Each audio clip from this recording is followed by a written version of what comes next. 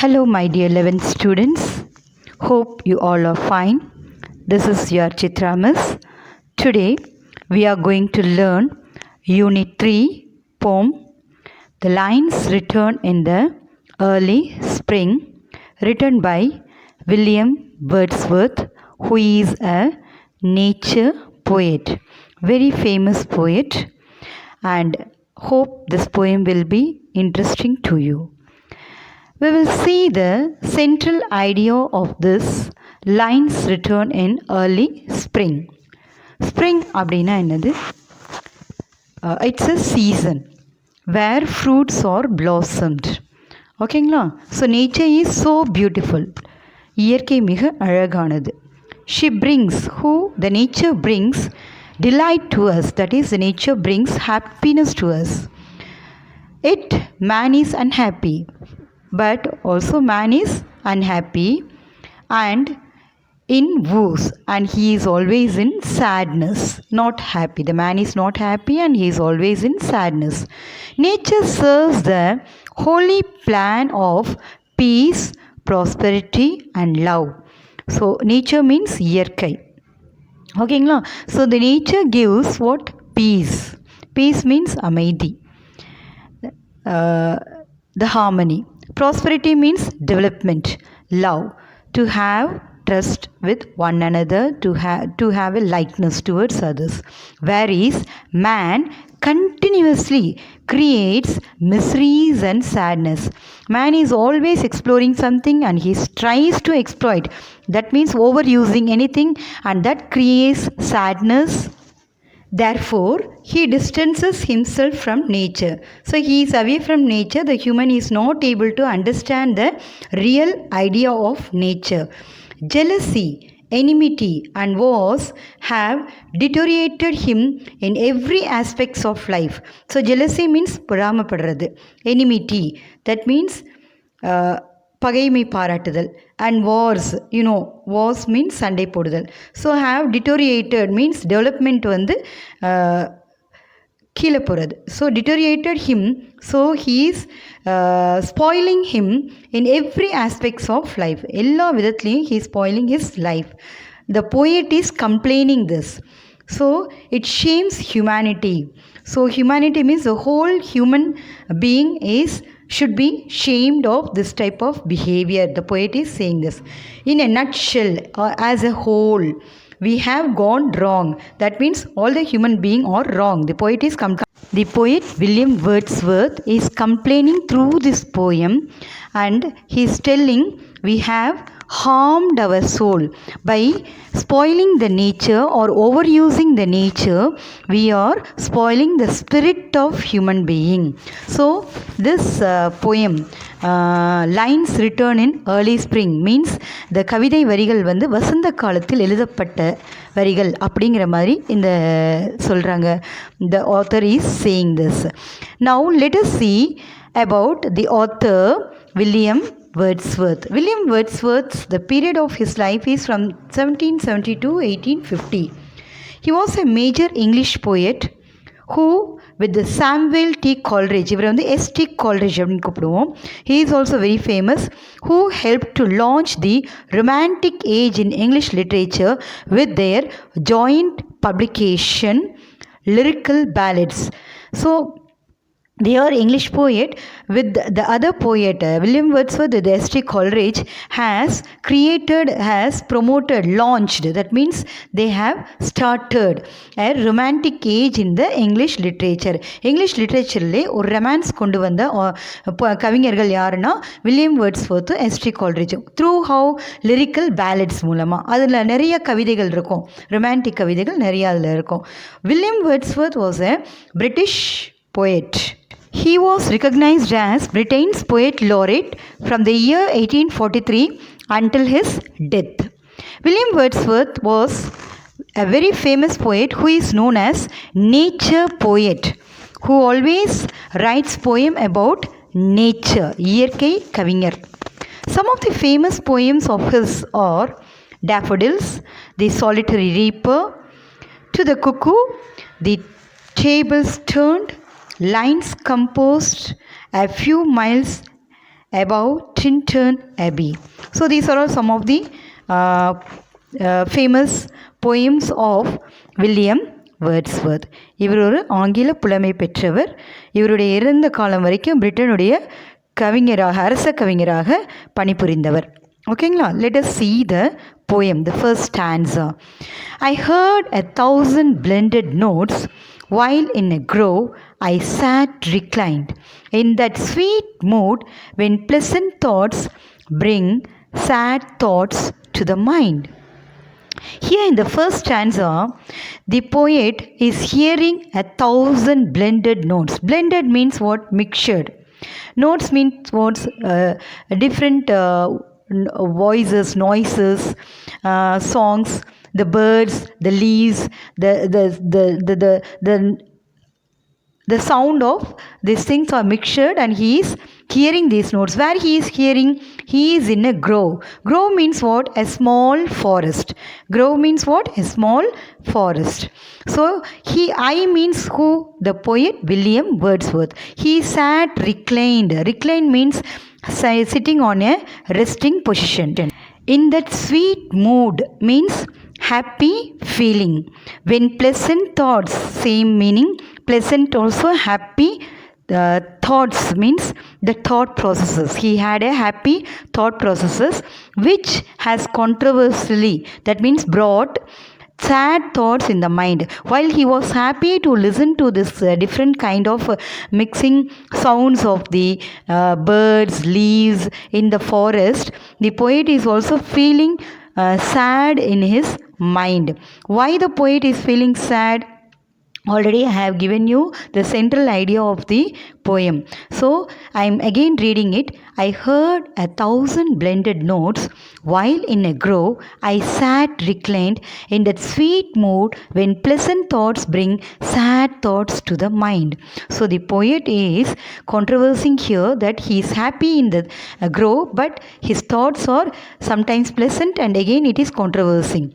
In the second stanza, see children, to her fair works and did nature link the human soul that through me ran, and much it grieved my heart to think what man has made of man. So the poet is feeling happy, but his mind is controversing with sad thoughts. To her, who is her here? Her is the nature, the mother nature. Fair works, justified work. So the nature is justifying peace, harmony. That is the main idea of nature. So the nature is bringing justice through peace, harmony, all this thing. But the human soul that through me is the poet William Wordsworth. So his mind is running through what?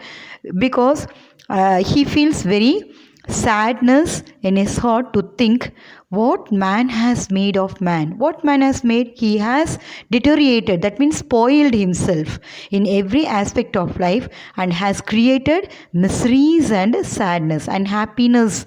So unhappiness means he has exploited the nature. He has not understood the nature. So that is what the poet is saying. Fair works means beautiful works. Link means connecting. Soul is the spirit of human being. And ran, that is the thought process is flowing. Grieved means he is feeling, he is mourning. The poet is feeling sorrow or distress, and his emotions is saying what man has made of man. What man has made? He has deteriorated, he has spoiled himself in every aspect of life by not understanding the nature and exploiting the nature, which has deteriorated. The total development is hanged. So that is the industrial revolution is criticized here, maybe. That is the reason the poet is saying here. Let us read the stanza once again. To her fair works, beautiful works, did nature link the human soul that through me ran, and much it grieved my heart to think what man has made of man.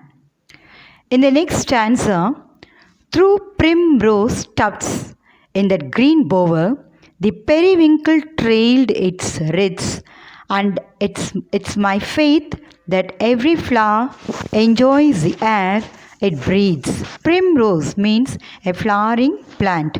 Tufts, a bunch of plants. Bower, a pleasant place under the shade of trees. Periwinkle is an evergreen plant which has blue and white color flowers. Trailed means dragged. Wreaths, arrangement of flowers in circle form. That formation is called as wreath. So here the poet is describing the beautifulness of nature through primrose tufts. That means through the flowering plant, the bunch of plants in that green bower. Bower na, it's a place of shady. When we sit under a tree, we feel the cool, the breeze. So that is what the poet is enjoying the nature by sitting under the tree, under the bower.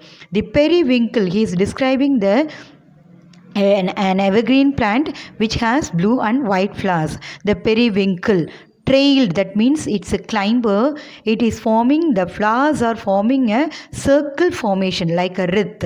And it's my faith that every flower enjoys the air it breathes. So he is believing that nature is enjoying what for in every breath the nature is enjoying. So in this stanza, the poet is describing the nature.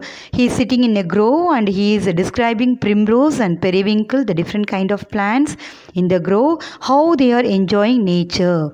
So in this stanza, the poet is describing. Let us see the next stanza. The birds around me hopped and played. Their thoughts I cannot measure, but the least motion which they made, it seemed a thrill of pleasure. Again, in this stanza also, the poet William Wordsworth is explaining or expressing the happiness of the nature. The birds are hopping means jumping and playing, and he feels that their thoughts he is not able to measure. I means the poet William Wordsworth. But the least motion which they means the birds, the nature here, they made it seemed a thrill of pleasure. That means they are highly happy. They are with the happy with the existing nature, and they enjoy the harmony that they are with nature. So that is what is expressed in these two stanzas. Let us go to the next stanza, students. In the next stanza, see, the budding twigs spread out their fan to catch the breezy air, and I must think, do all I can, that there was pleasure there. Budding means the tree that is beginning to develop or the plant that is beginning to develop. Twigs means small branches of a tree. Catch means capture, breezy, strong wind. So the developing, that is the growing branches are spreading very nicely to catch. That means they are enjoying the nature and they are in harmony. The nature is in harmony, but the human being are not in harmony. That is what the poet is expressing here, how the nature is very harmonious. They are enjoying, they are spreading their branches very happily to catch the breezy air. That means swinging. Giving a wind. And I means the poet William Wordsworth. With all possibilities, the poet is trying to understand the nature, and he is finalizing that the nature is in pleasure, the nature is in happy, the nature is ready to bring harmony among the whole earth, whole universe. So we have to understand the nature. The human being has to understand the nature, and we try to learn from nature how to live our life. So that is what the poet want to say here. Let us see the next stanza. In this stanza here, if this belief from heaven be sent, if such be nature's holy plan, have I not reason to lament what man has made of man? Here the meaning for belief means trust or faith. Holy means sacred, punidamana. Reason, cause, lament, moan, முனகிறது. ஓகேங்களா? If this belief from heaven be sent, if this faith, this trust is sent from the heaven, that means the belief of God or the belief of nature that has been sent, if such be nature's holy plan. Is it the sacred plan of nature that to bring harmony, to bring friendliness, to bring happiness?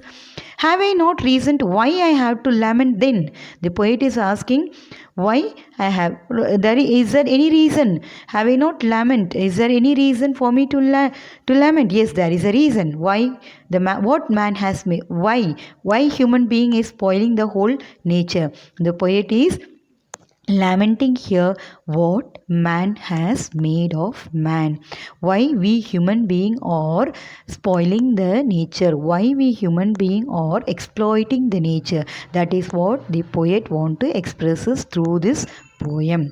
Let us see now the substance of this poem. I have given a paragraph here.